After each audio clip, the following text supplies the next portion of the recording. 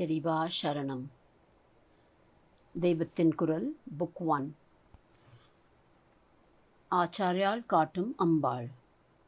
Ambaal as shown by our Adi Aachaaryaal. Our Adi Aachaaryaal has written many works in praise of Ambaal, whether in devotion or in intelligence or in speech or writing or in capability or humaneness or in humility or compassion and sinlessness.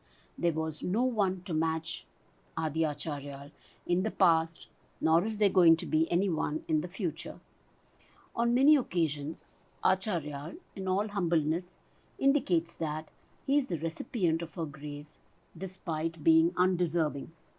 Especially in Saundari Lahari in two places, his humility melts our hearts. In one shloka, he is requesting Ambaal to turn her sidelong glance on him. Aachaaryaal does not say, "Turn your kataksham towards me," but "towards me also." In another shloka, he asks Ambaal to touch him with her two lotus feet. Here too he does not say, "Give me your padadiksha." Instead he says, "Touch my head too, Mam Api." It is clear that Adi Aachaaryaal thinks of himself as a very undeserving case.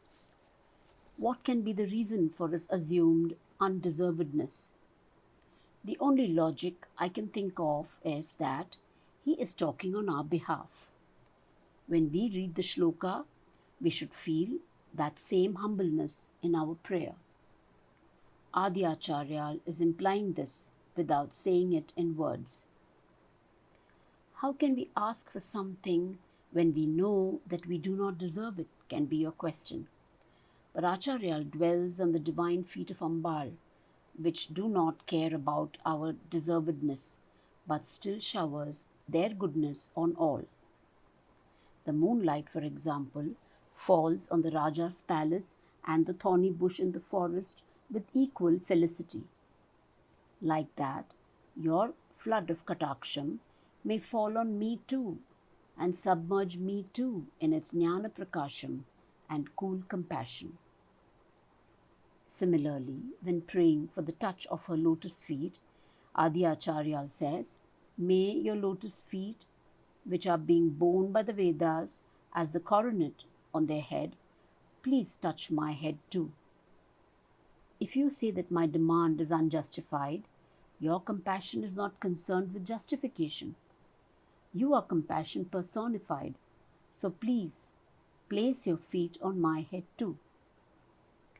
Aachaaryaal prays for Ambaal's feet to be placed on his head. This proves Ambaal as Guru. Shastras affirm that Guru Padukas are ever on one's head. This means that Tiruvadi Diksha is eternally available. Ambikai, who appears as the Jnanambikai in Kenopanishad, keeps her feet as the ornament of Veda Shiras. Aachaaryaal further describes eloquently the greatness of her Padakamalam. The feet of elders, Mahatmas, Rishis and Munis are to be revered. When we welcome such revered ones, they are supposed to be given a 16-tiered action of veneration called Shodasha Upacharas or Shodashopacharas. One of them is Padyam, that is, to clean the visitor's feet with water. As Padyam for Ambaal, from Shiva's hair, Ganga Jal is ever flowing onto her feet. Though he is Pashupati, the head of all living beings, he too is paying obeisance to her as the Parabrahma Shakti or the power in being. So when he prostrates before her, his Jadamudi touches her feet. The river Ganges, originating from Shiva's matted hair, does Padyam to Ambaal's feet. After all, his power of lordship of the whole universe is also attained from Ambaal only. So he is also prostrating without a tinge of ahambhava. Ladies from higher echelons of society would decorate their feet with artistic designs painted with red lac as a mark of their status. For decorating Ambaal's feet, however, there is a different red marker.